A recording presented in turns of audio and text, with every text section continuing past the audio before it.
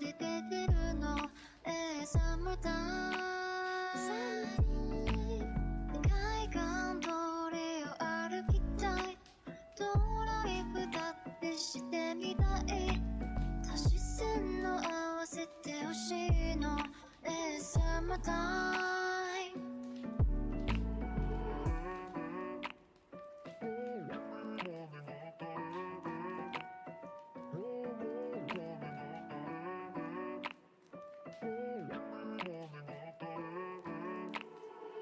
君の虜になってしまえばきっとこの夏は充実するのもっともう戻れなくたって忘れないで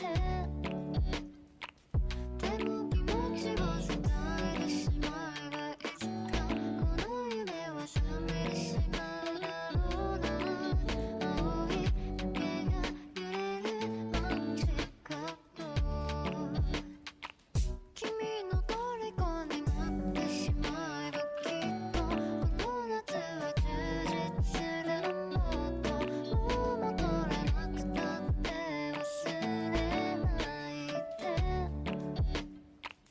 でも気持ちを伝えてしまえばいつかこの夢は覚めてしまうだろうな青い影が揺れるマジカット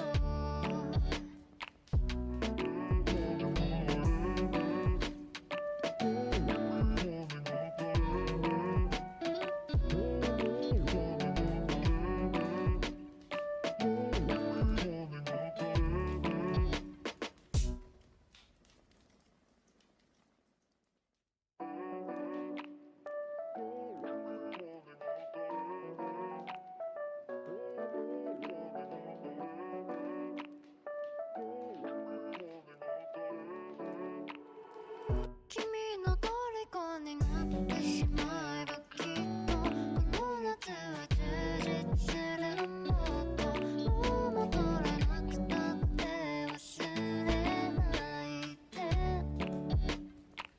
でも気持ちを伝えてしまえばいつかこの夢は覚めてしまうだろうな青い影が揺れるマジカット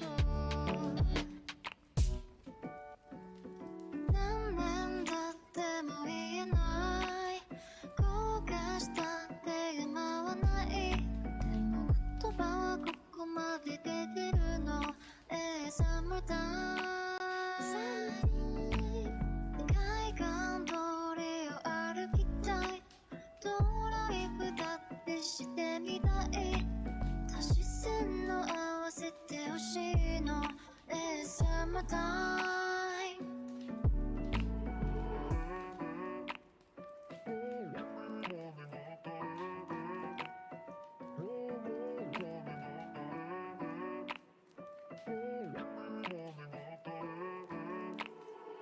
君の虜になってしまえばきっとこの夏は充実するのもっともう戻れなくたって忘れないででも気持ちを伝えてしまえばいつかこの夢は覚めてしまうだろうな青い影が揺れるマジカット君の虜になってしまえばきっとこの夏は充実するのもっともう戻れなくたって忘れないででも気持ちを伝えてしまえばいつかこの夢は覚めてしまうだろうな青い影が揺れるマジカット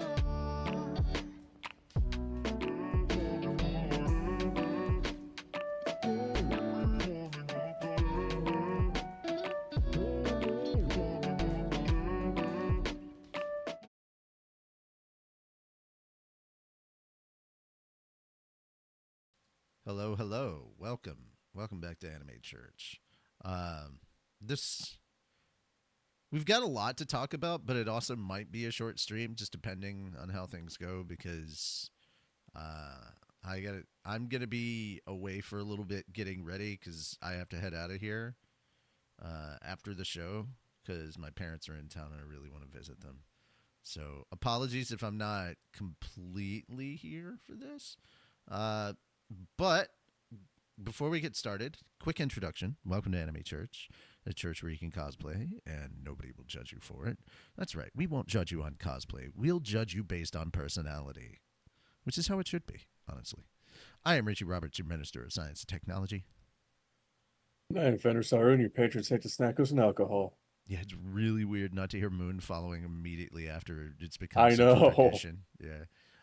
Moon is, I believe, he's doing an event. Like, he's got work right now, and Hoshi's laptop finally died on them. So we are sadly without two of our members today.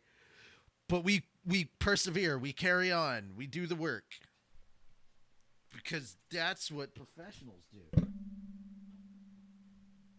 And we're not professional.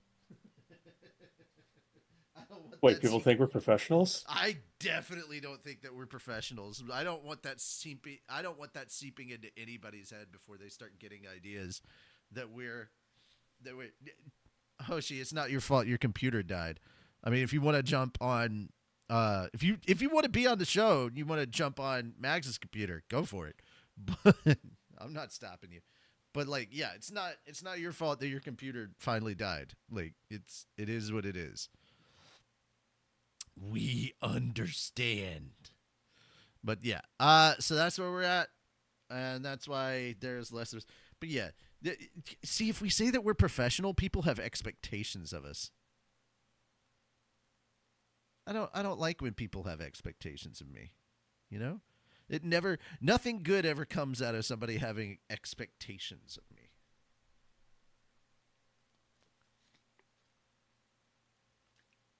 The reason why I perpetually mess up. It lowers people's expectations. Goddamn expectations. If you had no expectations of me, I wouldn't fail so hard. But no, that's why things are the way they are today. Hopefully, we will still have quite a bit of fun. The Archduke of Vassal. My dude, you can't keep changing your title all the time. Like, that's not what the money's for. You can't keep... You're not buying new titles. That's not how that works. All right. That being said, Fat Dog updates. Okay, so I've kind of sort of shared some of this on with some of our execs, and now I'm sharing it publicly. The audio stuff for Solo Leveling episode 2 for of the abridged. I need to clarify, not the actual show. The audio editing for episode 2 of Solo Leveling abridged is mostly done, and I should have a new update hopefully tomorrow. And the last, if all goes well,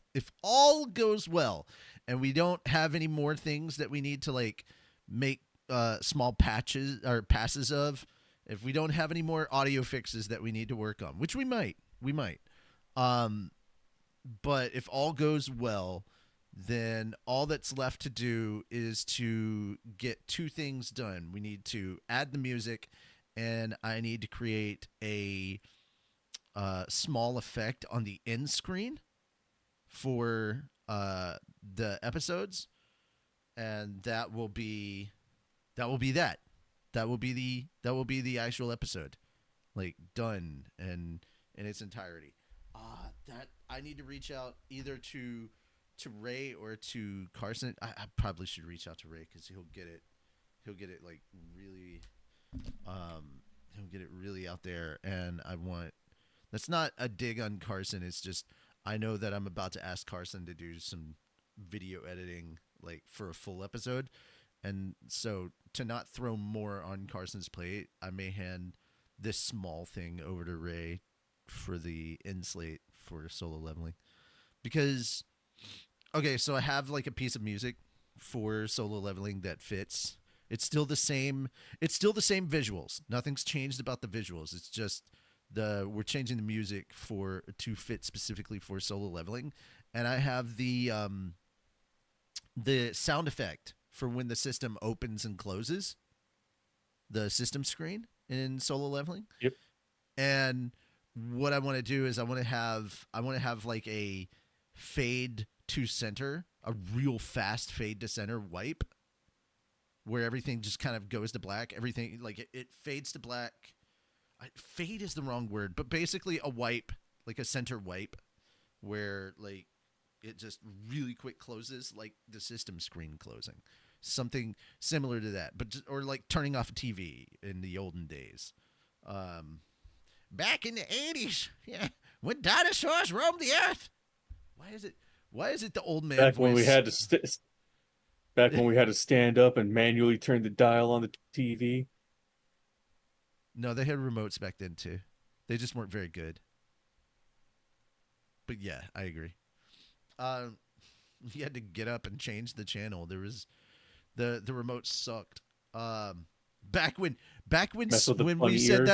we said that they weren't even cell phones back then. They were just mobile phones. Back when mobile phones really were a brick. But yeah, so I just need that wipe done, and that's the last visual thing that I need done, and then I'll just be like, hey, thank you. Cool. All right, that's your update for episode 2. Overlord update. I have 2 lines, just 2 lines that need either pickups or recording that I can't cut, but one of those lines is not essential for cleaning or getting stuff done. So all the principal stuff, there's one background character and there's a character that has 1 line, and that 1 line is a group line. So I've already got the other people in the group, so we can go ahead and start working on that. But essentially, Overlord is moving on to the audio cleanup phase, and then we will start with hopefully video editing. I don't know, man. Like, dude, I need to get slime done. I don't know why I spent so much time focusing on Overlord. I guess because it was recorded first, so I just did it, and my brain was just like process of order released or whatever. But yeah, now I am cutting lines for slime. I'm pretty much done with Overlord until those 2 recordings get done, and then I'll cut the lines for that, and that'll be the end of like lines for Overlord, and then we get into the editing process for that. Slime is fully recorded. Slime 10 is fully recorded. I'm cutting the lines. That should go through the audio process hopefully by the end of the week if I can get everything done. Overlord was just such a big thing. We have okay, you got to understand there's 40 plus characters in Overlord. And every one of those had to be recorded. Some of them have 2 or 3 lines. Some of them have 7. Some of them have over 60. Yeah, there's a lot. There's a lot there. There's a lot of there. But essentially, we got a bunch of stuff recorded. And with slime, it's I think 11? 11 or 12 people. I'm not counting at the moment. I just know that that Overlord is easily double the cast list. The cast list takes the entire first page of the script. It's ridiculous. And I may have added an extra line specifically for an outtake that I need Eins to record, because that's going to be very funny. That being said, though, yes, slime should go a lot faster, even though there are a couple of characters who have long recordings because of how many lines they have. It's less characters overall, so way less for me to have to edit. So this should go way faster, and I can send them to somebody for cleanup, and then once that's done, I can send them in for video editing, and I've already got all the scenes for the video editing cut. I have not got the scenes for Overlord at the moment. So Overlord has a bit more time than Slime. We're trying to get Slime out either end of this month or beginning of next month, and then Yeah, I think we can publicly say that we're trying to put Overlord out on Halloween. Like that's I mean, the you've thing. said it a couple times in the past. Yeah, I'm pretty sure I've publicly said it at this point, and I got permission from Tony to do so. So yeah, we're good. Overlord's coming out on Halloween. If you didn't know, but yeah, that's it. That's everything Fat Dog update wise that I can think of at the moment. Because Torador 5 is out. Here's the thing: if people don't update me about their projects when I go live on streams, I can't talk about them. So I don't know when Shield is dropping a new episode. I don't know when I don't know when they're dropping another episode of Data Live. I don't know when a new Torador is coming out. Like, I don't know these things because they're not communicated to me. I could ask, but I also don't want to bother people who are working hard on their own projects, you know? So, if you want updates on those, demand them in the comments. That's all I can say. Yeah. All right. That being said, Fat Dog news over. On to news. Like real, like the news that we have. No, I almost said real news. Like that, none of that is actually like real. No, our general nerdy news. Then we'll move on to gaming, and then we'll move on to anime. But yeah, general nerdy news. So a new trailer dropped for a new Knives Out mystery. This one is called Wake Up Dead Man. And as before, the casts for these movies have been stellar. Fenris and I were talking about this before we went live on stream. We really enjoy these. And it reminds us kind of like of Clue and like how they've got like such a stellar ensemble cast. And like, is it like high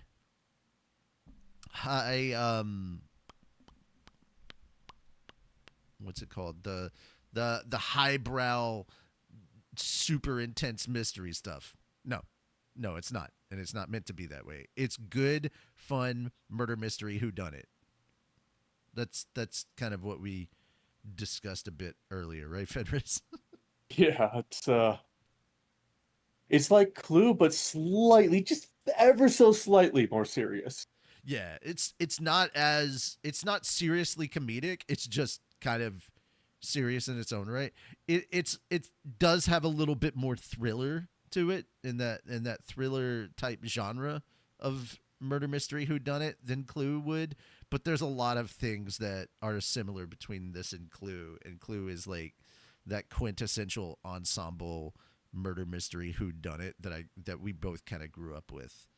And the fact that Clue had multiple endings that they showed in different theaters, genius. Pure freaking genius. Guys, if you don't know about Clue, look up did Nostalgia Critic cover Clue? Didn't Doug cover Clue? I could have sworn he did. If he didn't, then he should. But I think he did. Yeah, I'm pretty sure he did. Yeah, Doug is awesome. But yeah, I'm looking forward to watching this later, especially because it's going to be dropping on Netflix. This just looks like a good, fun time with a bowl of popcorn and just getting your magnifying glass and your tweed hat on, you know. Just getting your finest detective. Dude, I want to know if people do this. Okay, if you watch a movie like this in detective gear, please let us know. We want to know that. Please tell us there is detective cosplay going on when you watch murder mysteries and whodunits. I need to know this. This would just like make my day. Send pictures. Yes. Over on our Discord. Yeah. But like they requested on Anime Church, like send us your detective cosplays when you watch murder mysteries and whodunits. We want to know. Inquiring minds need this. Just spread some more joy on the internet. That's all we ask. Yeah. All right. Fenris, I was really curious to hear your thoughts on the next one, the Dust Bunnies thing, because once again, very similar in style to our previous. We've got a stellar ensemble cast, and kind of a mystery murder element here, but like So way more serious, but like still looks like it's going to be a great time. for some reason, when watching this one, it gave me a feeling of that's a bastard child of John Wick and Argyle. That's good. I like that. Combining those two movies, yeah, I'm here for it. Like, I am very curious about it. I am The tempted to go see it silliness, in theaters. the silliness of Argyle mixed with like the crazy murderous nature of John Wick. I The mean, high table. if you That's great. so on the trailer, it has like those hardcore action scenes, It does. and then a couple almost every scene where it's the girl talking, it's like this comedic childlike whimsical feeling that I got from Argyle. Also, David Dashmalane is in this as well. He's like showing up in everything. I love it.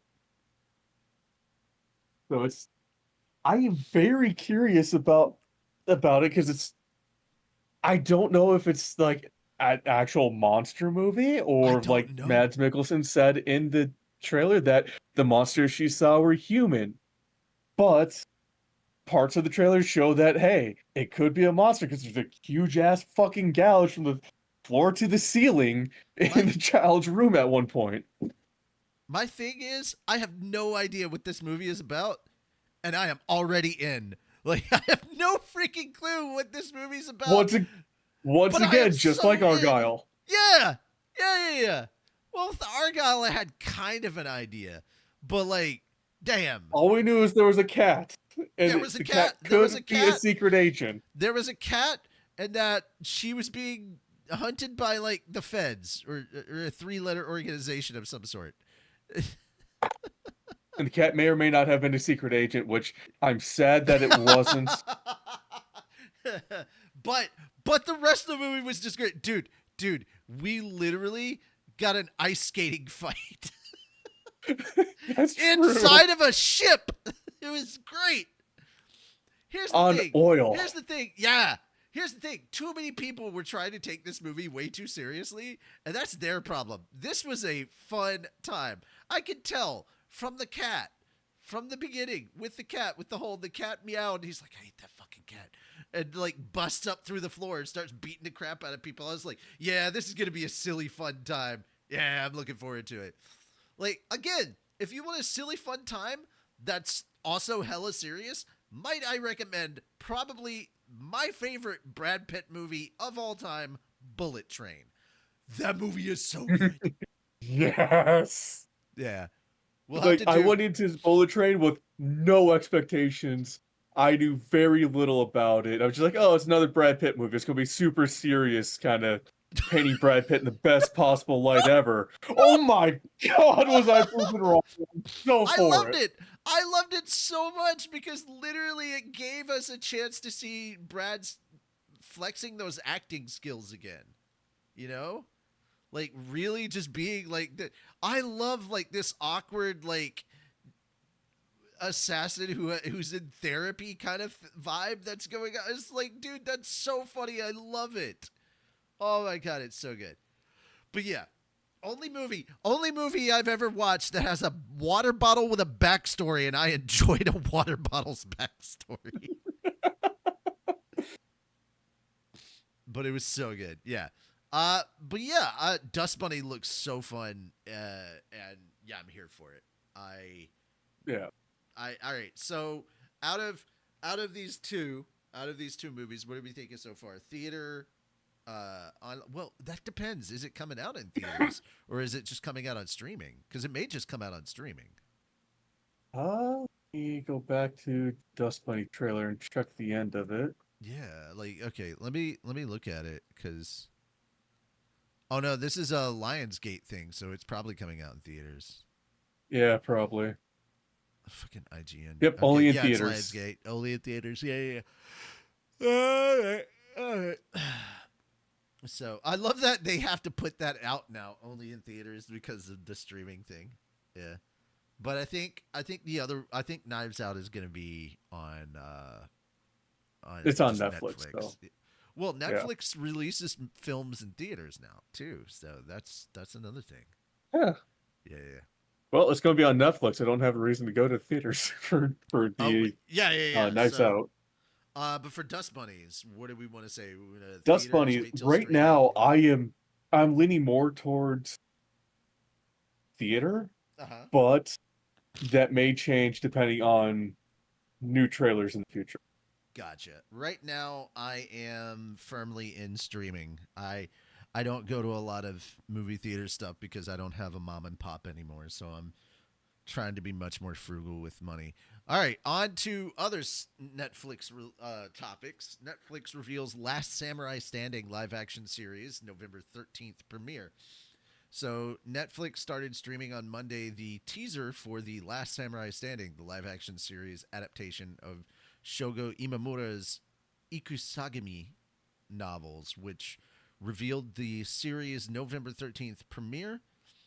Netflix describes the series in the late 19th century during the Meiji period. 292 warriors, including Shujiro Saga, gather at Tenyuji Temple in Kyoto at nightfall, lured by the promise of a huge cash prize.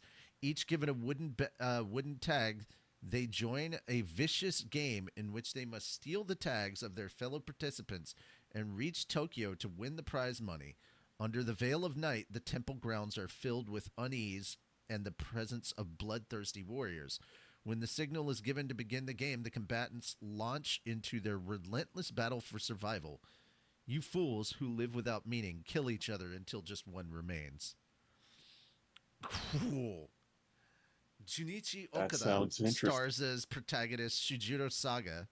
Okada is also the series producer and action choreographer. Wow, dude, this looks really like this whole premise is really interesting. Yeah, I'm here for it. But yeah. So I want to see this. Like I have not yet had a chance to watch this trailer, but it feels kind of like battle royale samurai era. Yeah. That, For yeah. those that don't know, battle royale is what inspired Hunger Games.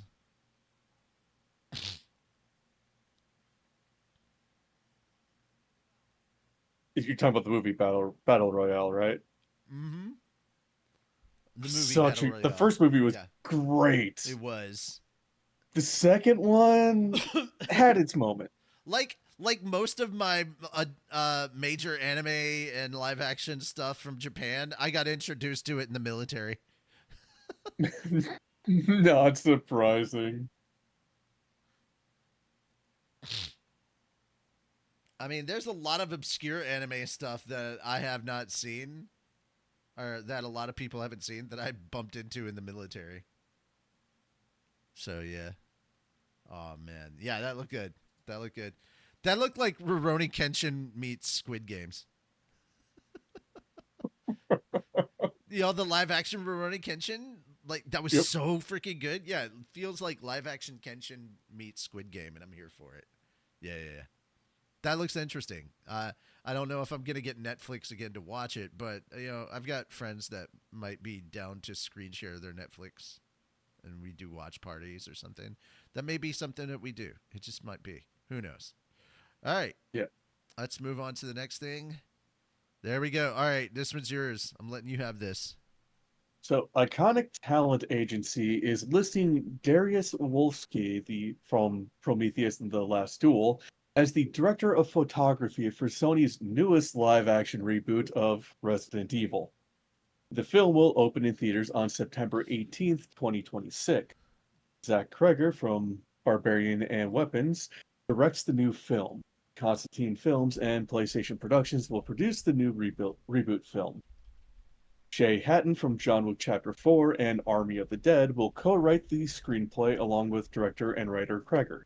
Constantine's Robert Kulzer, Vertigo Entertainment's Roy Lee, Miri Yoon, and PlayStation Productions are producing. Nicole Brown is overseeing the movie. Sources told The Hollywood Reporter Kreger's film will take the title to its horror roots and be more faithful to the initial game. Sony also released the previous movies in the franchise. 4 studios, including Warner Brothers and Netflix, were bidding for the film rights. And a lot of this is just background, Okay. especially with the very disappointing Resident Evil Welcome to Raccoon City.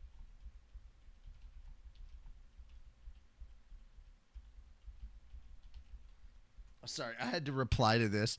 Like, dude, private, what's this I hear about a Bible Black? You watch it in the dorms. I go, 1, barracks. Dorms are college. 2, no one caught me watching hentai since I had my own bedroom. 3, NCOs who asked about hentai were asking for recommendations. And 4, I didn't watch Bible Black until I was out of the military. So, yeah. Funny enough, I got introduced to Bible Black by an ex-girlfriend. That was an interesting relationship. Yeah. When your SO is into hentai and down to watch it together with you while you touch each other in ways. Yeah, that's a fun time. Just saying. Good thing. Good time. Just get a little tipsy, watch some hentai with your significant other, and touch it and use your hands. Come on, talk with your hands. Yeah, I'm sorry. You were gonna say something, and I totally sidetracked. First time I watched Kites was because my first sergeant recommended it. Dude, I recommended Mezzo Forte to 3 of my NCOs. It was great. They were like, "Holy shit, porn can have story," and I'm like, "Yeah." With decent acting. Yeah, not even decent acting. Like, it was straight up great action and shoot 'em up stuff. And Jesus Christ, the more you know starts playing. Glad to derail the convo, bro. Not the first time, won't be the last. It's all good. Like, dude, you make a joke like that, I'm gonna turn right around. Especially when you got so many inaccuracies. In the military, it's barracks. College is dorms. Oh, the good old bricks. Yeah, the good old bricks. Also, our places were remodeled like a year into my stay in permanent party, so we ended up having our own individual bedrooms. I didn't have roommates. Like, all right. So how it was set up, at least at Fort Story, they swapped over to key cards instead of like actual keys for your rooms, and then you had like a shared common area with like the kitchen, bathroom, and then you had 2 shaving sinks on opposite sides. And then you had another set of doors for the individual bedrooms. And you had to so mine and my roommate's key cards would open our common area door, but they would only individually open our bedroom doors. So he couldn't use his key card to get into my bedroom, I could vice versa. I have also climbed out onto the side brick to go from either my roommate's room or to my roommate's room to grab one of the other card when one of us idiots locked ourselves out. I have done that because, yeah, of course I did. But, yeah. Man, you got lucky. Yeah, right? Fucking... Our okay, because we shared like the small communal area in our where our bedrooms were our bedrooms were shared as far as like a single wall, so the windows weren't that far from each other. But yeah, are you saying I got lucky with the accommodations? Yeah. Yeah. Well, they were fucking when I finished and stuff. Yeah. When I got finished with OSUT, the barracks that they were going to move us into weren't finished, so we had to stay in the barracks we stayed in for OSUT. Yeah, like I said, it was like 4 of us to a fucking room, and it sucked. Yeah, there were 3 of us to a room when I first moved there because we had like that open thing, and then we just put up our own dividers and stuff for our own peace of mind. We'd put up dividers, but it was just like an open space. Like it was just it was basically you remember like old school classrooms and stuff like that? Like how they Yep. would have like they would have like the old school brick school building kind of things with the concrete blocks. It's essentially that. It was essentially that, and then a year later, everything got upgraded, and we started moving into the newer barracks, and it was like, fuck yeah, we were thankfully the company that moved in like first or second, so it was really early on. They had like 4 different buildings that they had to just renovate the shit out of from the inside out. Yeah, and then it was all Yeah. like, Screw you. I was stuck in those same damn barracks the entirety of my time in the army. dude, I moved around the entire time in the army, and I think even when I was at Fort Eustis, I had my own room to myself. So that was interesting. I didn't have any roommates. Yeah, I unfortunately never left Lost in the Woods. Fuck. That's terrible. I wonder what the barracks over at Campbell look like now. Are they have they been properly updated and renovated, or what? Or are they still just like old and decrepit? So, But the thing that really pissed me off- they had to fix the barracks and redesign them and everything, because there was like so much black mold growing all over that they would have had to quarantine it, and we'd had to live off base. So Yeah, the thing that They really were- pissed me off is 2 months after I got out, they finally finished the barracks I was supposed to move into. mm-hmm. It sounds about right. Yeah. Also, I the mean, other it's, thing that it's they the government. other Hurry up major- and wait. The other major upgrade that took place when they renovated the barracks is that they upgraded to this century's internet. So they had proper cable and phone jacks installed in everybody's individual bedrooms. Yeah. So there was that. Man, that must Now that we're through with that trip down memory lane, let's talk about another trip down memory lane. Finally, there's a Marvel show out there that Fenris is excited to see, and it's Marvel Zombies. middle school me is so happy to finally see this. Dude, this looks badass, and I love that it's TVMA. But yeah, Mhm. dude, Marvel Zombies is what happens when you give superheroes, when superheroes turn into zombies, when zombies have superhero powers. It's pretty crazy, and I love it. Also, wow, that's Simu Liu. That's actually the actor that played Shang-Chi doing voice work there. And that's great. Yep, there's Thanos with the Infinity Gauntlet just summoning more zombies. Jesus Christ, there's so many zombies. So many damn zombies. Yeah, You know, this is great. thinking back to it, Mm-hmm. if memory serves, Mhm. the zombie virus got into this universe because Reed Richards from the Yes. zombie universe tricked the current Reed Richards to open up the portal to quote unquote save him. And then zombie Reed Richards came through, killed this universe's Reed Richards, and that's how it all started. Jesus. Wow.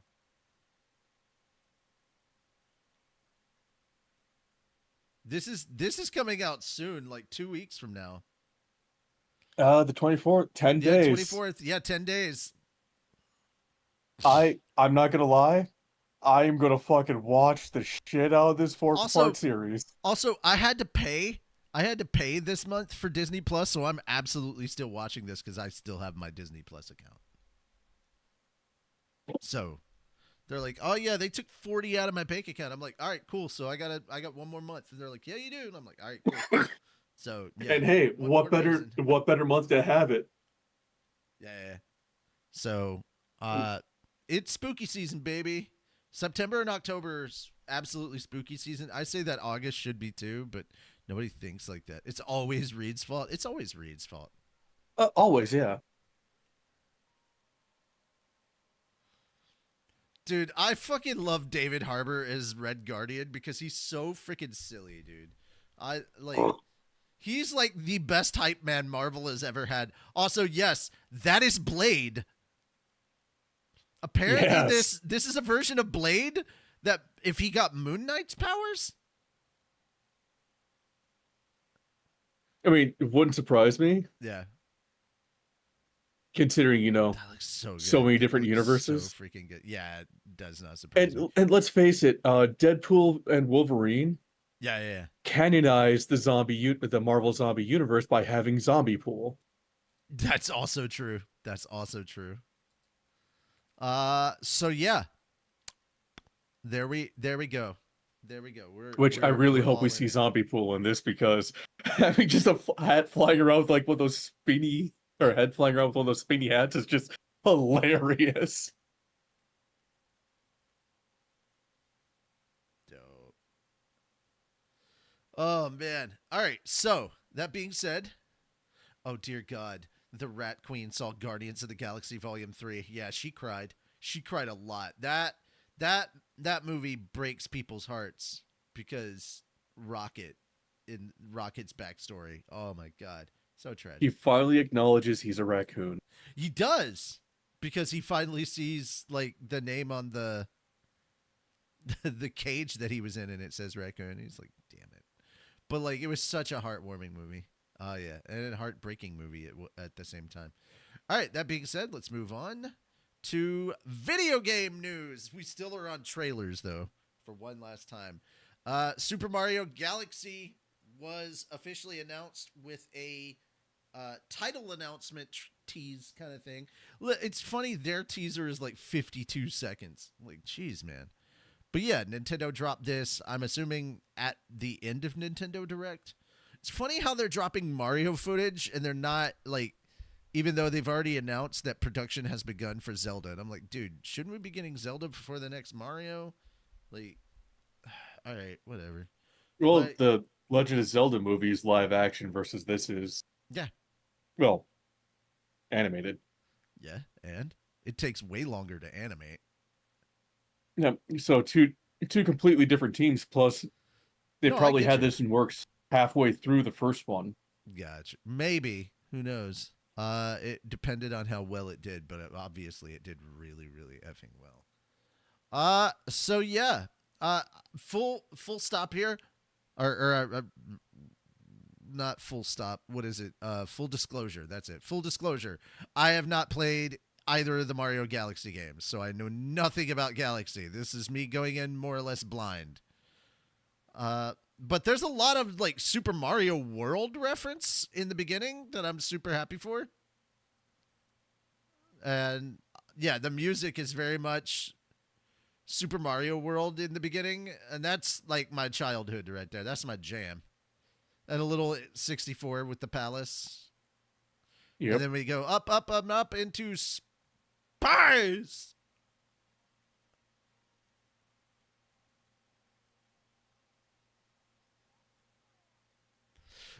Also, I think it's the same kid that did the star voice. The Let's Go. Oh my God, it's so funny. Yeah. All right. On to our next bit. Obviously, okay, here's the thing. Are you excited for the next Mario movie? I am. Tentatively excited. Tentatively. Dude, they When it did comes such to a good job on sequels, the last one. they did, and that's why I'm very tentative, because it's going to be hard to match the awesomeness of the first one. Terminator 2 would disagree with you. Empire Strikes Back would also like a word. So would Batman Returns. I know it's not a popular thing, but for me, my personal favorite of the Jurassic series is Jurassic World. I like that more than I like Jurassic Park. Don't get me wrong, Jurassic Park is a phenomenal movie. I just enjoyed Jurassic World a hell of a lot more. It just is what it is. But yeah, like I get what you're saying. I get what you're saying. I hope they do a good job. I'm excited for it. Just I'm not gonna start prejudging. I'm gonna let you be kind of that one that's like cautiously optimistic. I'm gonna go full optimism on this one. So until I'm proven wrong, We have to have each. yeah. Until I'm proven wrong, I'll be happily optimistic about this. So, yeah, there we go. Alrighty, next, guys, Phasmophobia announced this week that they have official merch. And I am looking at this merch and it's kind of cute and adorable. And so my thing is, I probably want like hats and beanies or maybe a long sleeve shirt, like a hoodie and stuff because I'm thinking about functionality to go with the fashion because I I need mean, things they to be. have hoodies. Oh my god, they have a coffee mug that is set up to look like the prescription for the sanity medication. I mean, That's great. They also have I patches. need that. You know the different badges you can get put on your character? They've got a couple of those. They've got prestige badges. They've got 6, 8, 9, and 10, and they'll probably make more. This is just great. Yeah. That's awesome. Guys. Yeah, I need the coffee mug. You need the coffee mug for sanity medication? Yeah. Yeah. That's just in our daily lives we need that. But yeah, they've got Voodoo Doll, they've got Monkey's Paw, they've got hats, they've got caps, they've got beanies, they've got t-shirts, they've got hoodies, they've got the tarot cards on a backpack. That's so cool. I love that. So guys, yeah, if you want to order you some Phasmo merch, you can find it on Amazon, both in the US and the UK.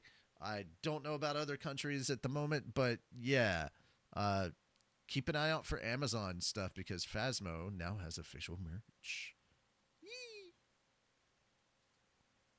We stand an indie company. So when Phasmo puts out stuff, I want to plug that because they're indie and they do a good job. They do good work.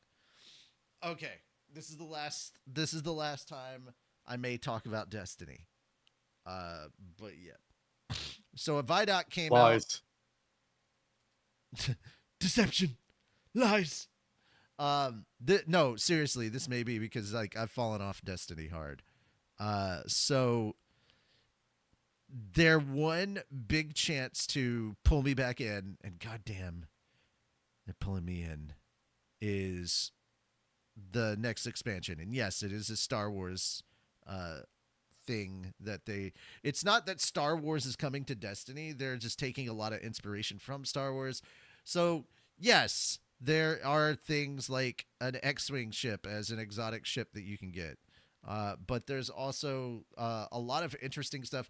While this is Star Wars in a way, it feels more like the Outlaws Frontier side of Star Wars, where you're dealing with the underworld and multiple criminal organizations. And I was like, yeah, this is cool. This is neat. I may play it a little bit when it comes out or whatever. It wasn't until they started talking about the Vex and how there's a Vex crime network where certain Vex have started to gain independence and now they're doing crime and wearing clothes and they're learning to become individuals by these things. And I was like, oh, that's really neat from a hive machine collective to suddenly start coming up with, start introducing individual personality traits. That was interesting to me. Not to say that like some of the mechanics and other stuff wouldn't be interesting, but like that was like the first time that they were doing something neat and interesting with like a group of entities in the lore that they talked about in this. They've kind of sort of been quiet because they don't want to spoil things, and I get that. You don't want to give a bunch of spoilers for some potentially good content. And you know what? Witch Queen and the final shape were really good. I don't think that the freaking last thing that they dropped, their last story, I forget the name of it already.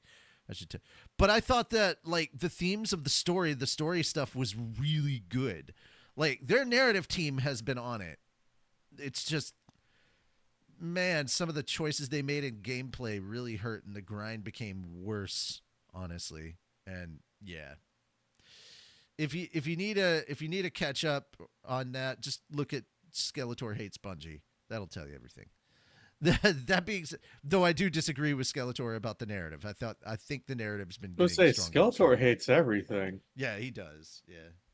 Well, not everything, but like it's the Skeletor Hate series by Tom Christie. I want to work with that guy, dude. I need to make a Skeletor joke in Overlord at some point, and I need him to be our Skeletor.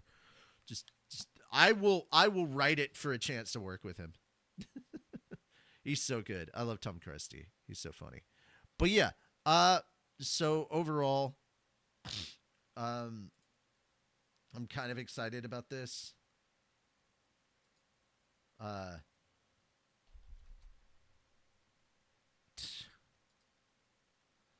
I don't know who messaged me, but somebody messaged me.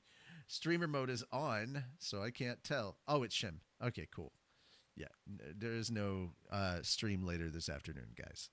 Yeah, but yeah, it seemed interesting. The narrative themes were interesting. They released a bunch of free content recently. I dipped my toe back in, and I didn't get like a narrative experience, so I didn't care. Like the narrative is all I'm really there for with Destiny now anymore. Anyway, and sadly, I've realized I can consume the narrative just from YouTube, and that's sad. Um, like it's even worse that like I enjoyed Destiny Rising more than I did Destiny 2 right now. But I do like some of the designs and stuff. I'm just curious as to which artist was this taken from this time, you know? I just can't trust Bungie anymore. And that's sad because I used to have like complete faith in Bungie. Oh well, you broke my heart. Yeah, I didn't have. I figured I was going to be the only one talking about Destiny stuff because I'm the only one that probably still cares. Yeah. Yeah. All right. Cool. Moving on. Oh, you've got the next two. Go for it. Tell everybody. Just spill all the tea on the first Nintendo thing, and then talk about all the things Nintendo's trying to shout out. Yeah. So yeah, the last 10 days have brought a string of patent wins for Nintendo. Yesterday, the company was granted US patent 12,409,387, a patent covering riding and flying systems similar to those Nintendo has been criticized for claiming in its Palworld lawsuit. Last week, however, Nintendo received a more troubling weapon in its legal arsenal. US patent 12,403,397. A patent on summoning and battling creatures that the United States Patent and Trademark Office granted with alarmingly little resistance. According to the video game patent lawyer Kirk Sigmund, the USPTO granting Nintendo these latest patents isn't just a moment of questionable legal theory, it's an indictment of American patent law. Broadly, I don't disagree with the many online complaints about these Nintendo patents, said Sigmund, whose opinions do not represent those of his firm and clients. They have been an embarrassing failure of the US patent system. Sigmund, who we spoke with last year about the claims and potential consequences of Nintendo's Palworld lawsuit, said both this week's 387 patent and last week's 397 represent procedural irregularities in the decision-making of US patent officials. And thanks to those irregularities, Nintendo has yet more tools to bully its competitors. The 387 patent granted this week, Sigmund told PC Gamer, got a bit of pushback, but barely.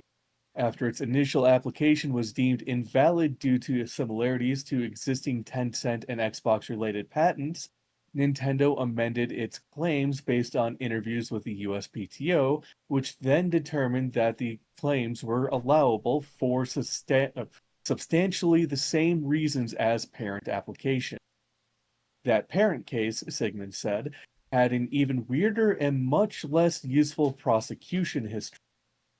Most of the claims made in the 387 patent single parent case, US patent number 12,246,255, were immediately allowed by the USPTO, which Sigmund said is a very unusual result. Most claims are rejected at least once. When the claims were ultimately allowed, the only reasoning the USPTO offered was a block quote of text from the claims themselves.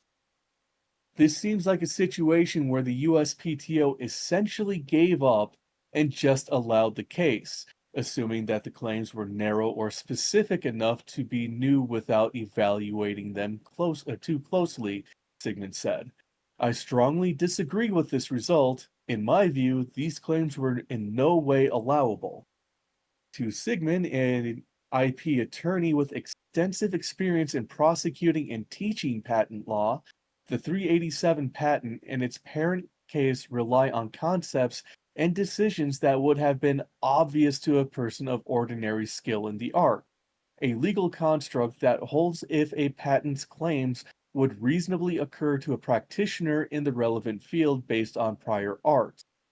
Those claims aren't patentable. And the 397 patent granted last week is even more striking.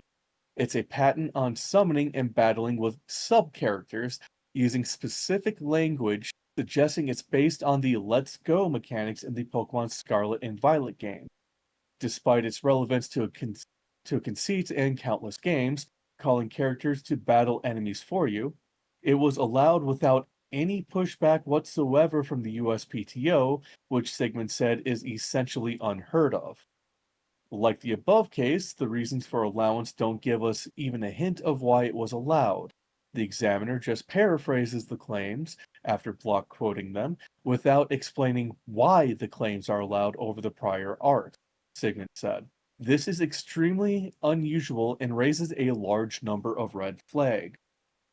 According to Sigmund, USPTO records show the allowance of the 397 patent was based on a review of a relatively minuscule number of documents. 16 US patents, 7 Japanese patents, and apparently 1 article from Pokemon.com. I have no earthly idea how the examiner could, in good faith, allow this application so quickly, Sigmund said. Admittedly, the 397 case was originally filed as a Japanese patent application, which would allow the examiner to use the existing progress in the Japanese case as a starting point for the review, but Sigmund said even that doesn't excuse this quick allowance. Oh, we're almost done. The allowance should not have happened, full stop, he said. On paper, the patent might not seem like a threat to Nintendo's competitors. The claims as constructed in the 397 outline a very specific sequence of events and inputs, and patent claims must be met word for word to be infringed. Pragmatically speaking, though it's not impossible to be sued for patent infringement even when a claim infringement argument is weak, and bad patents like this cast a massive shadow on the industry, said. For a company at Nintendo's scale, the claims of the 397 patent don't need to make for a strong argument that would hold up in court. The threat of a lawsuit can stifle competition well enough on its own when it would cost millions of dollars to defend again. In my opinion, none of the 3 patents I've discussed here should have been allowed.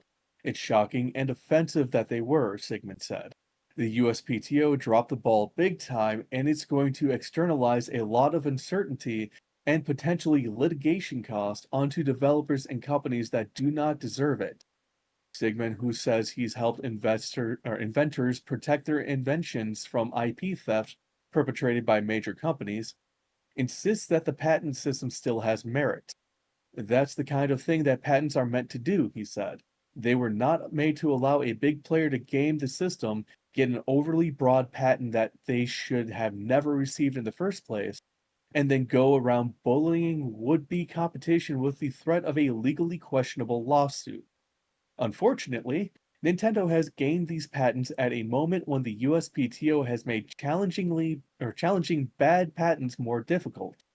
Currently, U.S. patent officials under USPTO Acting Director Coke Morgan Stewart have been refusing to hear a huge number of inter-parties review cases, special proceedings in which parties can argue that a patent should never have been granted, or discretionary reason. Realistically, this means that patent validity issues are being relegated to lawsuits. Not a good situation, as that often entails millions of dollars in costs and a lot of risk, Sigmund said. In practice, this means that bad patents get to fester on the market for longer and provide a bigger threat to the industry as a whole.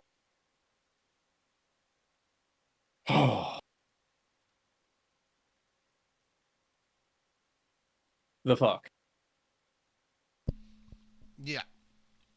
So go ahead, and if you want to discuss this some with chat or move on to the next thing, feel free to do so. But yeah, now that we've talked about this story, we're going to post a story on our social media and say this is important for anyone who's a gamer. Please read the full article. Gamer and developer, yeah, because at this point, if that's what the USPTO is doing, I'm tempted to try to submit a patent for moving mechanics or camera mechanics.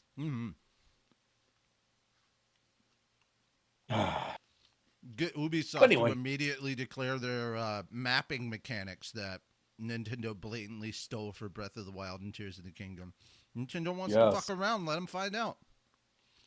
I mean, at this point, it's unfortunately the Pal World lawsuit is going to negatively affect all of gaming in ways that were very predictable. It's going to turn into a stifling of creativity and whose lawyer can beat whose. I mean, at the end of the day, Nintendo's big, but Pokemon going up against all the other AAA gaming industry, that might be a problem. Who knows? Maybe this might be a good thing for the AAA gaming industry. I doubt it, but maybe they're looking at it, getting ready to go sue Happy, and this is ridiculous if that's the case. That this is going to literally ruin gaming for everyone. Yep. And that's been the thing this whole time. People aren't siding with Nintendo on this. They're like the majority. I mean, yeah, you've got your dick riders that are going to go hard for Nintendo, but outside of that, no. Like, gamers are upset with Nintendo on this, and rightfully so. But yeah, I should let you get to the next story. You're gonna be, I'm thinking on that for a little while, so I'm gonna run and do my thing. I'm going to try to get through it because as quickly as possible because it's just game announcements. Oh shit! Then I chose the wrong article to not. Okay, the screen's gonna stay on this one for however long it takes for the rest of it because I gotta step away for a few minutes. Okay. I was trying to tell you take your time because I have to do a thing. You should have did that when I started the fucking lawsuit one. I didn't know how long that one was. I didn't see that it kept going and going and going. Otherwise, yeah, I thought it was like all the way Energizer Bunny, goddammit. And the problem is that they keep putting ads and stuff in the middle that make me think it's over. That's why I use ad blocker. I have ad blocker. Apparently not a good one if you keep getting ads. It's not that I'm getting ads, it's that they have those little ad break things in between that are usually showing up at the end of an article. When I have ad block, they just fucking have them there in the middle. It's not necessarily ads, it's the ad break thing. Ah, okay. And it threw me the fuck off. I thought it was a much shorter article, so I didn't go do what I needed to do because I thought I had to switch over to this. And since you're covering all the games, give your thoughts and opinions on this stuff. Right. Drag it out. Have a conversation with chat. I don't care. I'll be back. Okay. So, for those who didn't know, the Nintendo Direct was the other day. Nintendo announced several interesting things. First and foremost was the Super Mario Bros. 40th and the Super Mario Galaxy movie, which we saw the trailer for earlier, which covered that already. They also announced Super Mario Galaxy and Galaxy 2 HD. Basically just HD remasters of the original games. This looks like it's going to be on the Switch and Switch 2 coming October 2nd. The Switch 2 version will apparently support 4K resolution. Highly doubt it.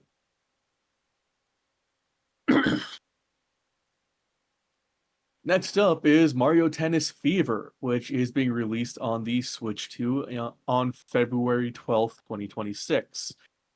I'm not much of a tennis fan, so ain't got any thoughts on that.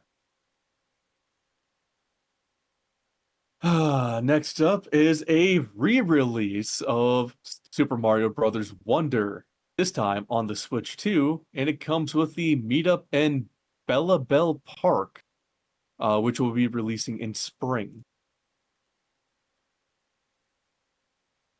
Next one that I'm personally excited for because I'm a huge Fire Emblem fan, but unfortunately, I'm not going to be able to play it because I don't have a Switch 2 and I refuse to get one.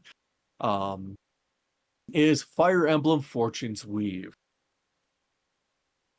At the end of this trailer, we can see Elmira from, or at least her adult form, from Fire Emblem Three Houses. So this might just be a prequel to that game, and I'm very curious about it.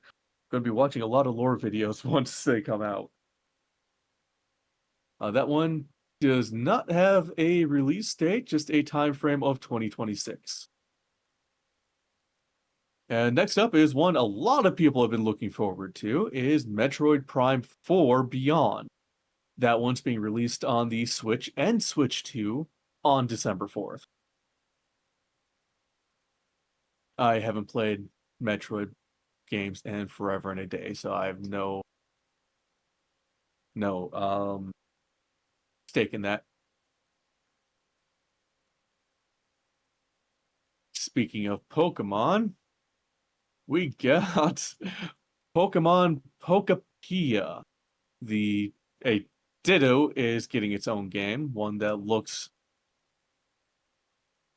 questionably like, or suspiciously like a combination of Dragon Quest Builders and Stardew Valley. That one's releasing in 2026 on the Switch too, but it's not the first time Pokemon would have ripped off Dragon Quest. Yeah, see, Goat, I tried to get into Metroid, I couldn't. It wasn't a game that I enjoyed too much.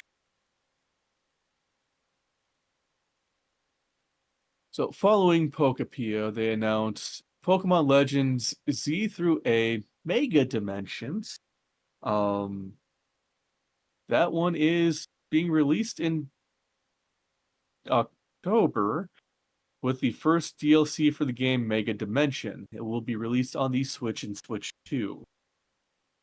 I quit playing Pokemon like 25 years ago. Crystal was the last game I played. Be 100% honest.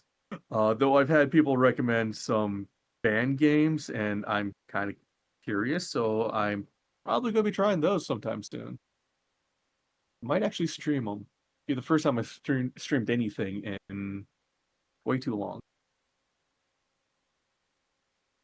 Let's see here.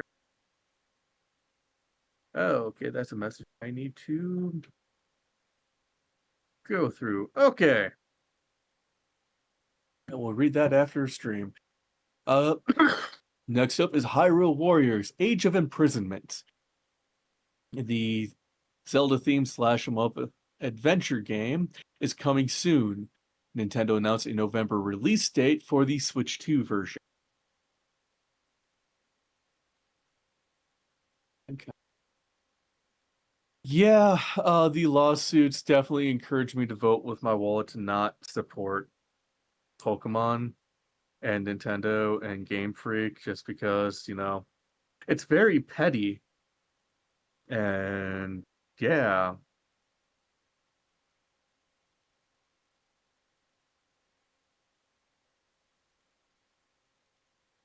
I mean, hell, even my sister, who is a diehard Pokemon fan, has bought both versions of every game since its inception, isn't buying Pokemon games anymore.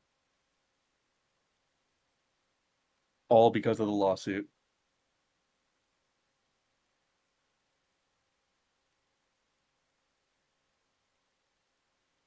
Go.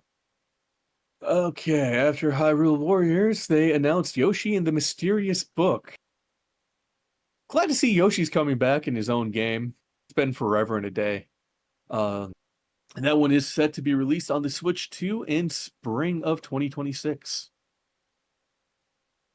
This is one I wish Richie was here for because I'm fairly certain he remembers it as well as I do. But Virtual Boy games are coming to Nintendo Switch Online. Nintendo's biggest failure, the Virtual Boy, is coming back. Virtual Boy games, including Mario Tennis, Galactic Pinball, and Telero Boxer, will be added to Nintendo Switch Online plus expansion packs lineup of Nintendo Classics on February 17th. Nintendo is even releasing a physical Virtual Boy shell they can slot your console into, which is stupid because it's just a bunch of cardboard you can cut out yourself and shape yourself. So you build it, you slide your Switch console into it, and then you hold it up to your head and play that way. Makes absolutely no sense. And yes, competition is healthy. It's meant to better your company, better your games. And it's just if you're the only company that's putting out a particular style of game, like Pokemon, for instance, it's going to grow dull and repetitive and the same thing year after year, just reskinned. Yeah, it's Google Cardboard all over, basically. But yeah, it's stupid. Hell, I remember selling the original Switch cardboard accessories. Those things were really stupidly expensive. I remember the fishing pole one by itself was like $40. And you could just find the design for it online, download it, cut it, buy like a $1 or $2 moving box, cut it out from that, and paint it. Done.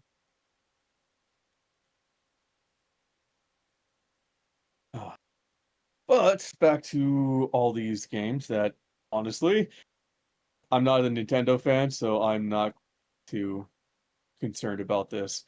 It's just, I was hoping Moon would be here so he could go through it, but he's not.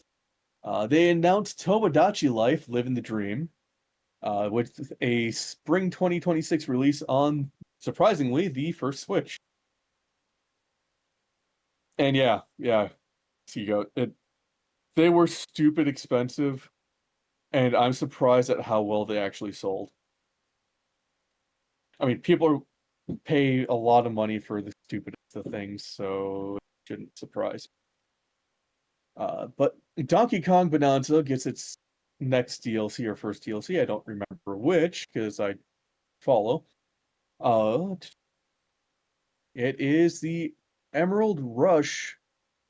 Oh, okay. So it's Emerald Rush and DK Island are both coming as DLC for the Switch 2.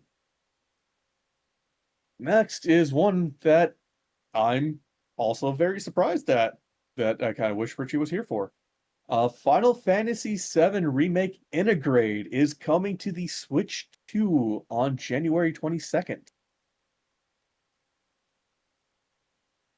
Then there's Dragon Quest VII Reimagined, otherwise known as Dragon Quest VII Fragments of the Forgotten Past, is coming to the Switch and Switch 2 on February 5th. The game initially released on the PlayStation in 2000. And then you got the highly anticipated Hades 2 coming for the Switch and Switch 2 later this month on September 25th. It's also coming for Windows PCs, so Steam. Let's see, how many more do they announce? Jeez, they announced quite a few. Holy fuck. Next up is Dynasty Warriors Origins. Good old Mushu games. The Switch 2 version is coming out on January 22nd. I gotta see if I can buy this one on Steam because I'm a huge Dynasty Warriors fan. Can't wait till they decide to release Dynasty Warriors Gundam on Steam because, man, those were fun games. Okay, so it is on Steam with a $70 price. Ooh, there's a demo. I'm totally getting that downloaded now to play later. Don't mind me while I do that. Okay, and for all those Monster Hunter fans, there's Monster Hunter Stories 3 Twisted Reflection that it will be released on the Switch 2 on March 13th. And this is another one I need to check Steam for. Because we got Fatal Frame 2 Crimson Butterfly Remake. That one's coming to the Switch 2 and next year.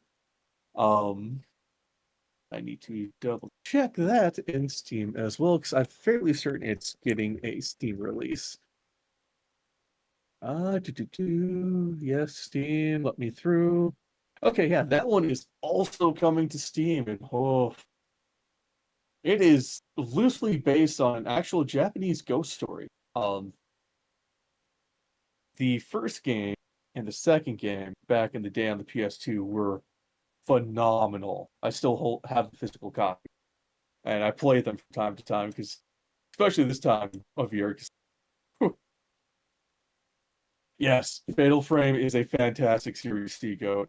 It's perfect for spooky season because it is one of the few games that will actually still make me jump and say "holy fuck" or get like some type of reaction out of me because you're fighting ghosts with a camera. It is really good. Let's see here.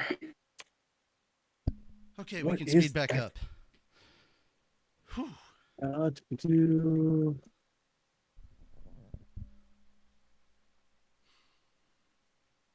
Yeah, it's okay, so you're back. Good. Yes. Then they announced Resident Evil Requiem is coming to Switch 2. Not surprising. Yeah. Got One Piece Pirate Warriors 4 coming to Switch 2. I know that game's been out forever and a day. Also, they Got dropped Storm a new Lancers. trailer for Requiem. Yeah, which was the same one that they put out for the Switch 2 Direct, Is it just okay. without the Switch 2. Yeah. You got a 2D action platformer roguelike called Storm Lancers. That one's out today. Got Dinkum coming out on the 5th. Papu Com, which is a puzzle shooter that's like Splatoon, coming out sometime this holiday. I love And that the lastly, Hyrule Warriors Suika thing is Game privated. Planet. Yeah, Was it? I love that Hyrule Warriors. The video for that is privated. Yeah. Yeah, that's funny. So is Yeah. Dragon Quest Sevens. So these look to be the official Nintendo ones, but okay. I am okay. Specifically for Nintendo, it's been Suika and Metroid that are the only things that have gotten me interested. Yeah, I love Suika games. Yeah, like Dynasty Warriors Origins, that's out on Steam. I'm downloading the demo for that right now. Yeah, it's not And then Nintendo there's specific. A lot of the games I I'm know. interested in. It's the games I'm interested in, not the Nintendo specificity. And I know the ones that they announced in this announced at that direct.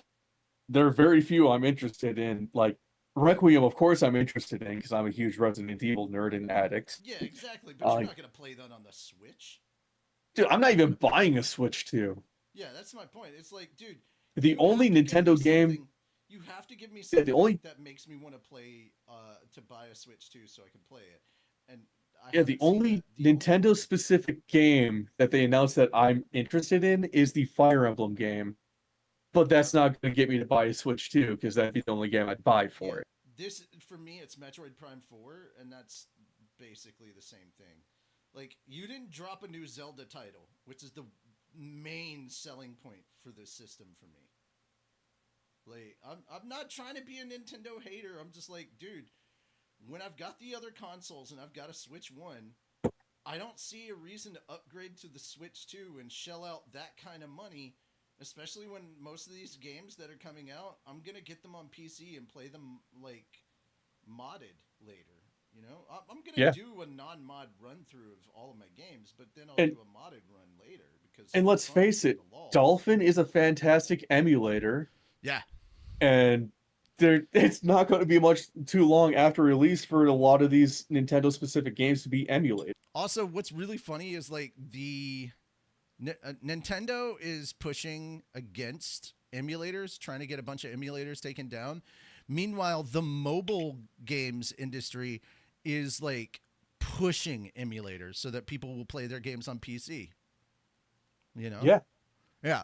And so Nintendo is trying to go to war with the mobile gaming community, and Nintendo didn't realize what kind of a fight it is in, because the mobile gaming community makes 10 times what Nintendo does. Easy. Yeah. And the worst part is says they're all for preserving their games and all of that. No, you're and not. They're for But preserving yet the they copyright don't of those want games. to preserving the copyright, yes. Huh. But they don't want to re-release them on modern consoles, which they would Yeah, make a see. killing if they did. See, if we'd brought Tony on for this conversation about Nintendo, we'd have been here a while. Yes. In fact, that can be next Friday if you want to reach out. Keep that article that you had handy, and we'll talk about it on technical difficulties. We'll bring Tony on and be like, hey, this is the Nintendo stuff we're talking about. Jump on. Let's have at it. Yeah. But yeah, I think pretty much everybody at Fat Dog is kind of in agreement. There's not been something that's released that immediately wants to make us jump up and purchase a Switch 2. Like, I'm sorry, but if anybody's like, oh man, I got a Switch 2 on day one, I'm like, cool, where do you live? I need to rob your house. You've got money. Like, that's kind of what you're screaming at me. Is like, I got money, come rob me. And I'm like, dude, right now, none of us can afford a Switch 2 because of the price. And secondly, there's not been anything that is released for us specifically that makes us want to, that overrides the cost benefit and analysis of the Switch 2. Don't get me wrong, the Switch 2 is like the console itself, really good, and understand the pricing. The game pricing and the type of games that are being released, no, not worth it for the Switch 2. Yeah, and no. Keep in Nowhere mind, near worth it. And keep in mind, I don't have kids. I don't play Nintendo with my family. It's a family console. Cool. I'm a single adult. That ain't for me. Secondly, I have not played Mario Kart in forever. Okay, I think the last time I played Mario Kart was on probably the Wii. Maybe the Wii, probably GameCube if I'm being honest. Like, I haven't played Mario Kart in a long, long time. I don't do Mario Kart. I don't do Mario Party. Any other, like, those require that you have people that you can play it with whenever you want, and I don't have that. I'm just not one of those people. I've got so many games sitting on my Steam library right now that I haven't gotten to that I need to. I don't need to add another console and a bunch of games that I'm not going to play to the list.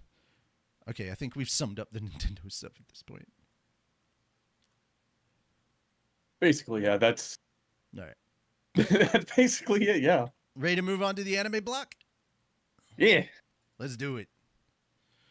All right. Well, trailer came out for a new series called Scarlet. And damn.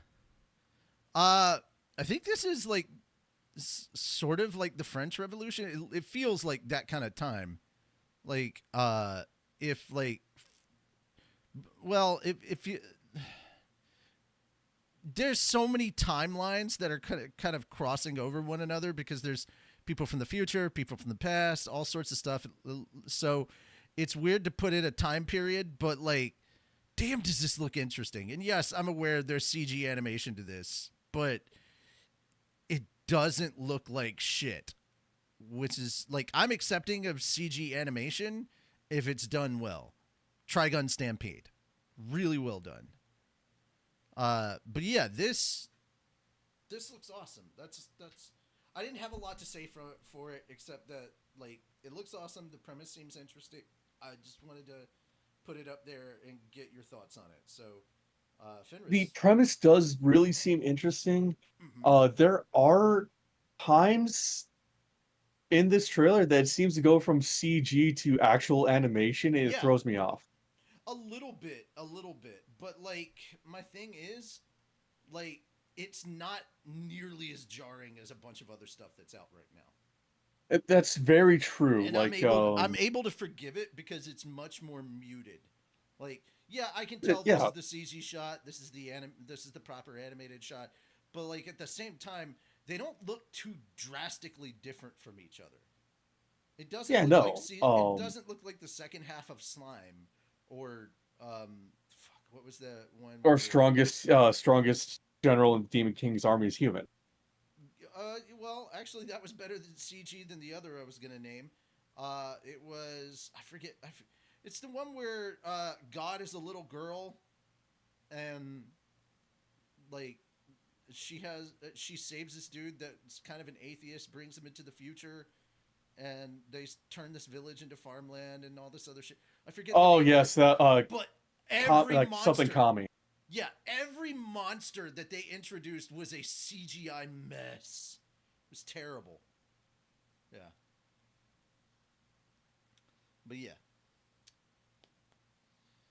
Uh Interested to hear your thoughts though, chat, so let us know what you guys think in the comments. I'm curious to hear your thoughts on this when you see Scarlet, the trailer for it. I'm very, very curious. That being said, uh okay, I don't know how to feel about this. Part of me is like, well, yeah, it makes sense because My Hero Academia is the most USA to ever USA. But also, God damn it, Hollywood, stay the fuck out of anime at this point. Like you Hollywood can't do it. Netflix at least has a somewhat okay track record. I mean, to be fair, Yu Yu Hakusho's first 3 episodes were really good. The rest of it was crap, but at least the first 3 were like spot on. Also, it has one of the best Truck-kun moments I've ever seen. That shit was amazing. But yeah, entertainment news source, The Hollywood Reporter, posted on Tuesday that Jason Fuchs, that's how I'm pronouncing his name because I don't give a fucks, uh, who did Wonder Woman, Argyle, Ice Age Continental Drift, will write a script for Legendary Entertainment's planned live action film adaptation of Kohei Horikoshi's My Hero Academia manga. Jody Harold was previously slated to write the adaptation. I don't think an adaptation should have been done, but you know, I am who I am, and I don't run Hollywood. Shinsuke Sato, live action Bleach, Alice in Borderland, Kingdom, Death Note, Light Up the New World, Gantz, and I Am a Hero is attached to direct. Netflix is producing and distributing the project. Okay, if Netflix is involved, I have a little bit more hope. Slightly more faith. Slightly more faith. Also, considering that we've got a Japanese director, I've got a bit more faith in this too. But you're not starting off strong when you're telling me about the live action Bleach and Death Note stuff. Come on, man. Alex Yeah, Garcia no. and Jay Ashenfelter are overseeing the project for Legendary Entertainment, while Ryosuke Yoritomi, the manga's editor, oversees the project for Shueisha. Toho will distribute the product in Japan. Dude, here's the thing. If you don't give me the exact same contract that Oda got for Horikoshi, where Horikoshi has final say on whether this happens or not, I have no faith in this project. Truly, I do not. Like, Horikoshi has to be there to oversee it, and he gives final approval. When I hear that, I'll have a lot more faith in this project. I think the reason that One Piece was such a huge success is because Oda was there saying, if you take this out, we're done. We're not doing this, and you've wasted money. And yeah, Oda being I think the original creators should have final say. Don't ruin their work. That's what we're looking forward to. And to be fair, yes, I understand that My Hero Academia is anime mainstream. And I'm not hating on it because it's anime mainstream. I like My Hero Academia. I have watched My Hero Academia. I've read the entire manga from My Hero Academia. I think the series is pretty good. That being said, I don't follow it as fervently as some. I'm not as invested in My Hero Academia as some, but I'm not going to hate on them for liking the show or liking the series. Like, you do you. I showed season 1 to my mom because it is the most American anime out there. I'm like, dude, it's blonde Superman in Japan. Where's the lie? It's blonde Superman in Japan part-time. There we go. Yeah. That one time Lex Luthor kicked his ass and they both ended up in the ICU. That's kind of where we're at right now. That's essentially My Hero Academia. Japanese Lex Luthor and Superman fought in secret, both ended up in the ICU, and now Superman's part-time and he's blonde and he lives in Japan. That's kind of where we're at. And then he finds his successor. He finds the whole story of My Hero Academia works because of Midoriya. No, don't get me wrong. All Might's amazing. I love him as a character. But Midoriya is what gravitates people towards this story, and they latch on to these characters and everything because they're seeing this from a normal person's perspective in a world where everyone is superheroes. Because when everyone's super, no one will be. I always gotta find a way to plug a little bit of The Incredibles into My Hero Academia rants. But that being said, we'll see. I don't have a lot of faith right now. They have to give me a hell of a lot more to make me cautiously optimistic. Right now, I'm at a net negative. I'm honestly very surprised they haven't tried a One Punch Man live action. See? God damn it! You spoke it out loud. Now it'll happen. Why did you have to speak it into existence? Don't give them more ideas. You know they're listening. It's not like they listen to a small little stream like this. And if they are, God damn it, that's my idea. You better pay me for it. You didn't write it down. You can timestamp it to this, so we'll keep the clip on the internet. Good stuff. Until they take our channel down and it's gone and there's no evidence. Yeah. I need to talk to a trademark office now. Back it up right now. But yeah. So we'll see. We'll see how this goes. Also, it is the original Wonder Woman, and seeing Argyle on there as those two credits for the writing team, that does give me hope because the first Wonder Woman movie was absolutely fantastic. I loved it. Yes. And Argyle is just fucking amazing and a good time. Dude, if you can make My Hero Academia as fun as Argyle, I'm totally on board. I mean, it needs to be as fun as Argyle until it gets to like season 3 or 4 when it starts getting heavy. When all hell starts breaking loose. Yeah, exactly. All right. So I did not know that in the first Demon Slayer movie, part of the voice cast included Gambit himself. So now we have freaking Channing Tatum in Demon Slayer. Worlds colliding. All right. So a little preview showing some of the behind the scenes for the dub. There's Alex, our boy Genu. Yeah, unfortunately, he doesn't get much sleep it's either. Sayu. It's Sayu. Look at that. It's Sayu. Yeah. It's Sayu in the flesh. He removed one of the D's. He's back to being 2D. No. No, he added. He's fully 3D. He's fully 3D. That's right. Yeah, I got to do regular math, not reverse math. I forgot. Yeah. He went from 2 double D to just 3D. 3D. God damn it. Oh, hold on a sec. There we go. I feel sorry for Abby. She has the least lines in most of this, but at least she's doing this when Nezuko can finally talk. Nezuko, the main character with the least amount of lines in an anime ever.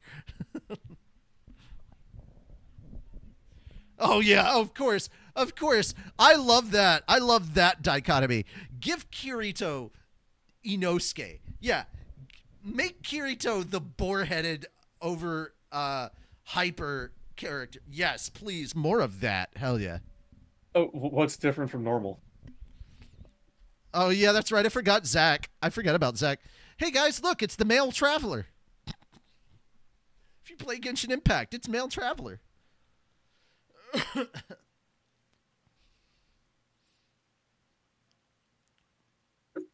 You see, Hey, looking at how Johnny! much yeah, looking at how much Zenitsu. fun they have. Yeah, yeah. But yeah, also Alex suffers from the same problem I do. Too Wait, much work, Keizo. not enough sleep. Yeah, it's so true. So here we are. He is going to be voicing Keizo.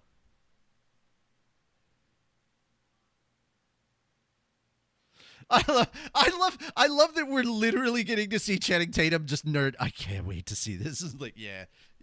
You know, he probably watches the anime just because he's like, I can't wait to see this. Oh my god. Yeah, it's Studio Ufotable doing a movie. Yeah, we knew the art was going to be amazing. But yeah, just holy crap. Channing Tatum is a Demon Slayer? What? But yeah, Rebecca Wang joins as Koyuki. Yeah.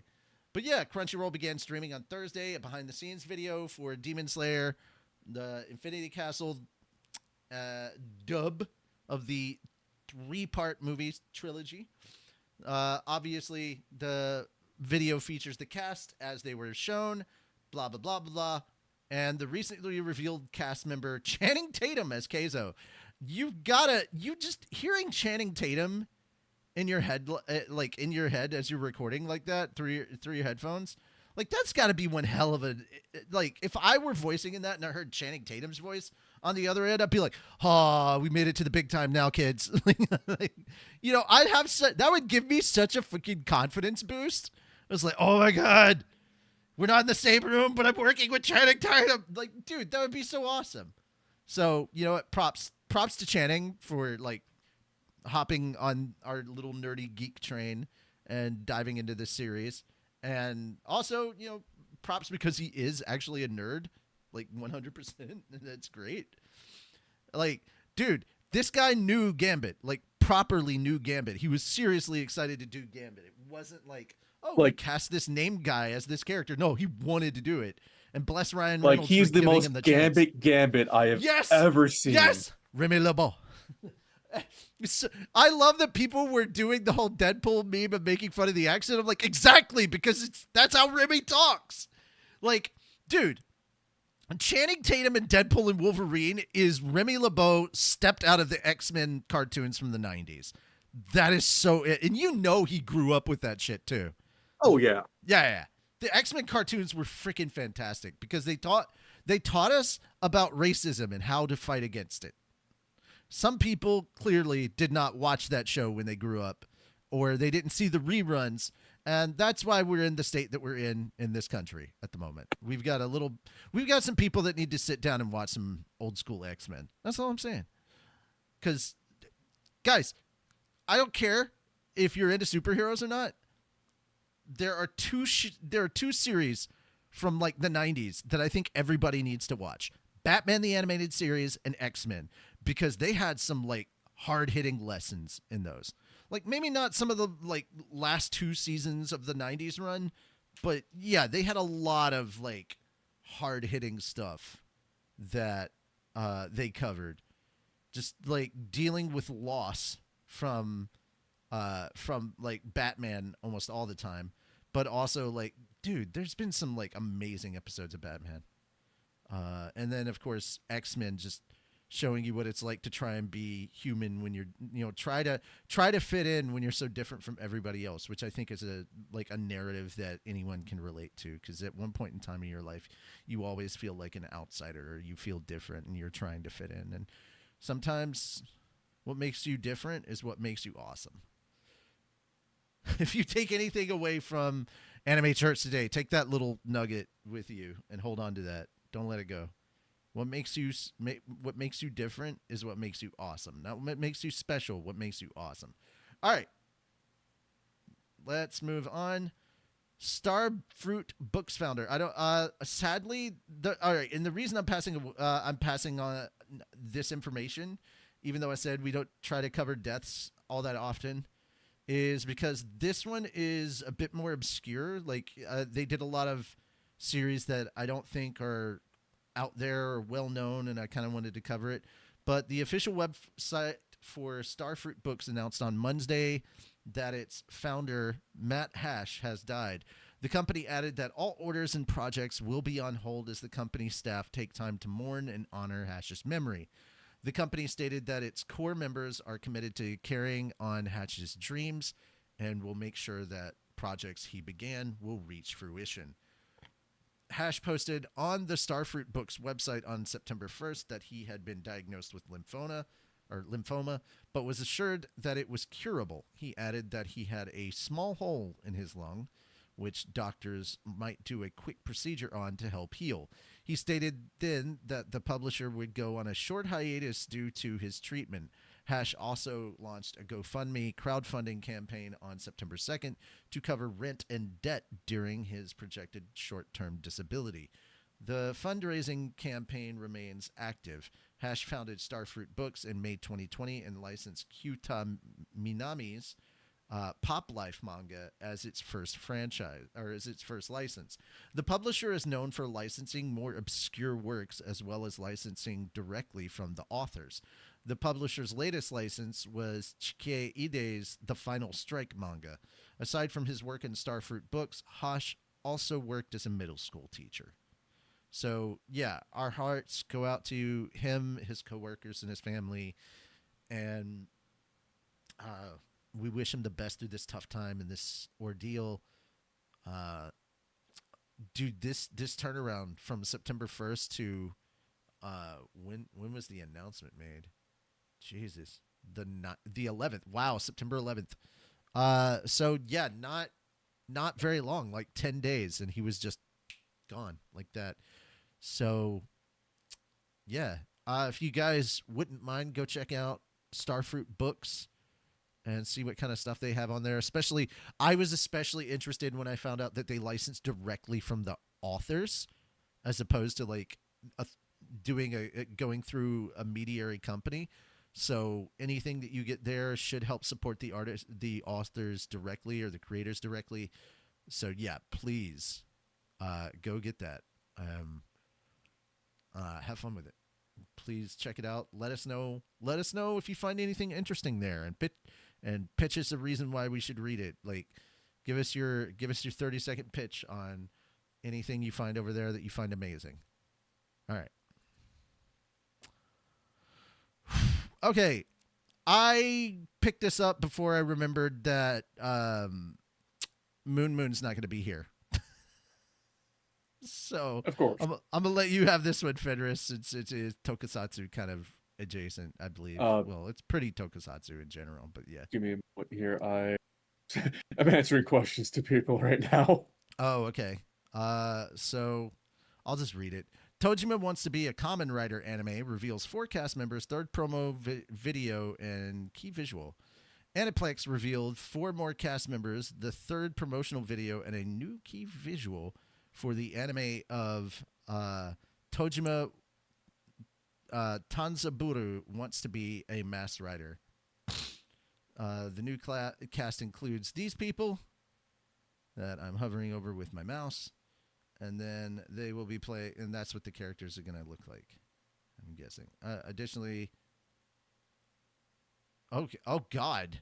Okay, are they mixing live action with the anime? Because that'd be kind of hilarious. It would not be the first time they've done that. If I can talk fucking today, Jesus. Give me, guys. You'll have to give me a little bit here, because I'm not really like a Kamen Rider fan.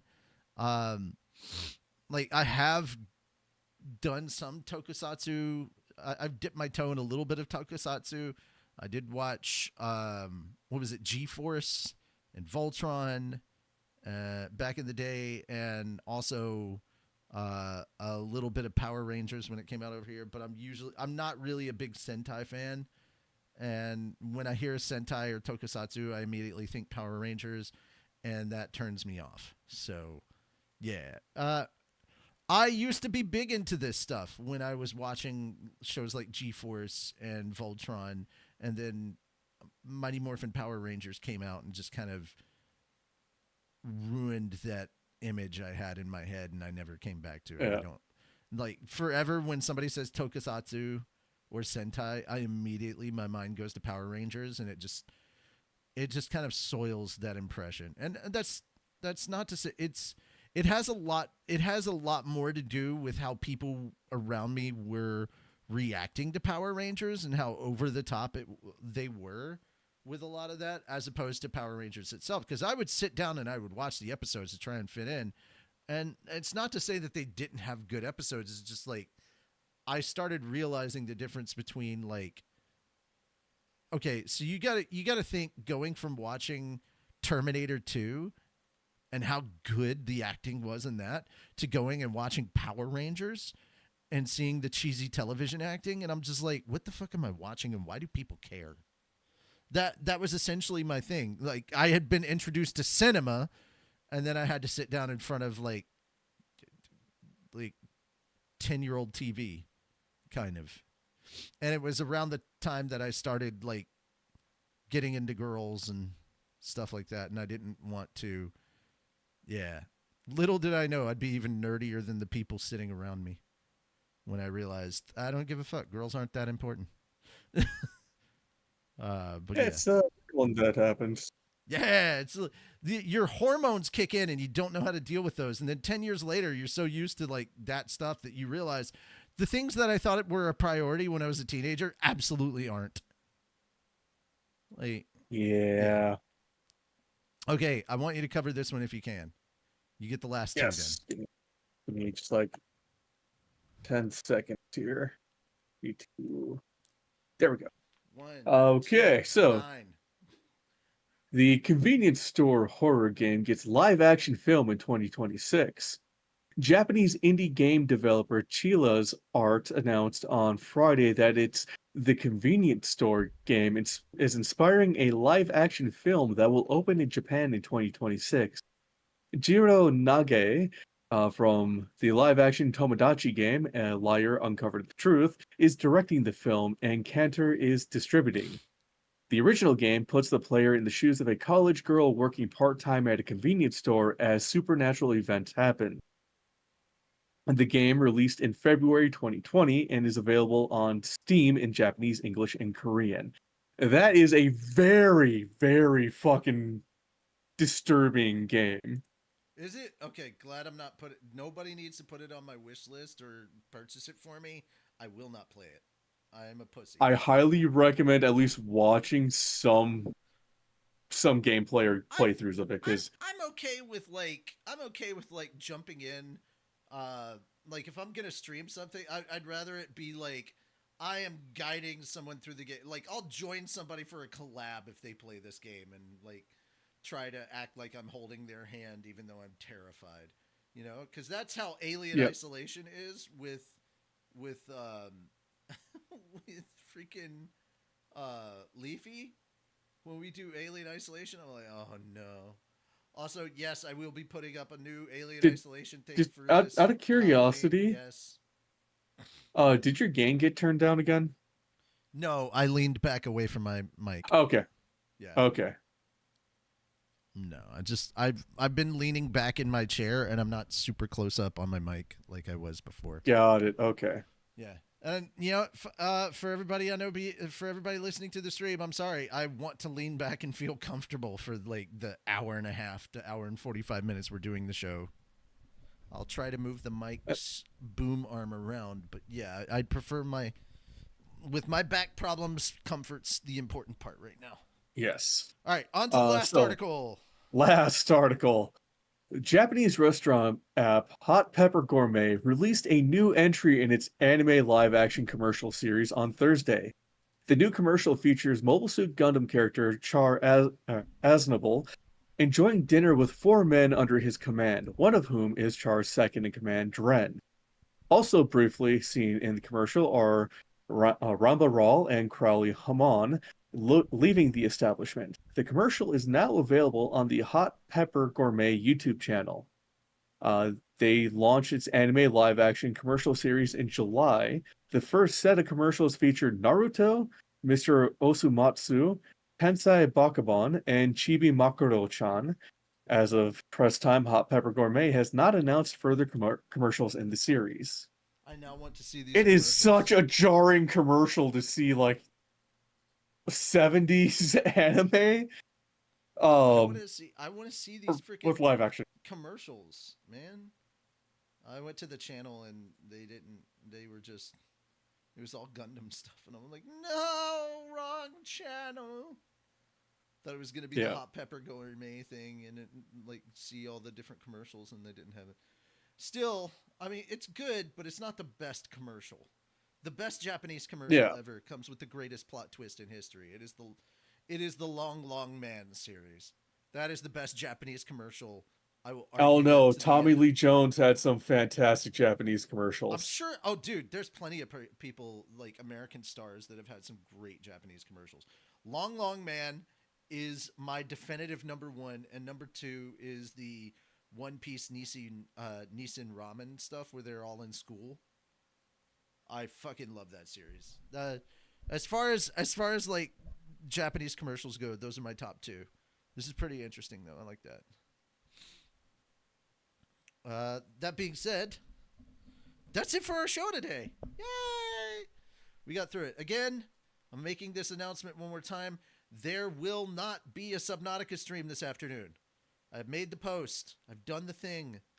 There won't be, and I'm going to see my parents, and that is the priority because they don't live in the same state as me, so them being near me is way cooler. Yeah, that's everything for us. I'm gonna go ahead and wrap up the show with Fenris and then get the heck out of here. So you guys have yourselves a lovely weekend, and remember, this is Anime Church, the church where you can cosplay, and we won't judge you for it. We'll just judge you based on your personality. That's right. If you're an asshole, we may not like you. Depends. If And we you're may call our you kind out of- on it. Also, yeah, but it also depends on if you're our kind of asshole. If you're one of our type of assholes, like if you mesh with our brand, oh yeah, we'll call you out positively. One being of said- us. One of No, us. and we should know. We can smell our own. Uh, Yes. that being said, though, guys, I am Richie Roberts, your Minister of Science and Technology, And I'm Fender Sarun, your patron saint of snackos and alcohol. and that is it for us. We will see you next time tomorrow for more Mushoku Tensei. Take care and bye bye for now.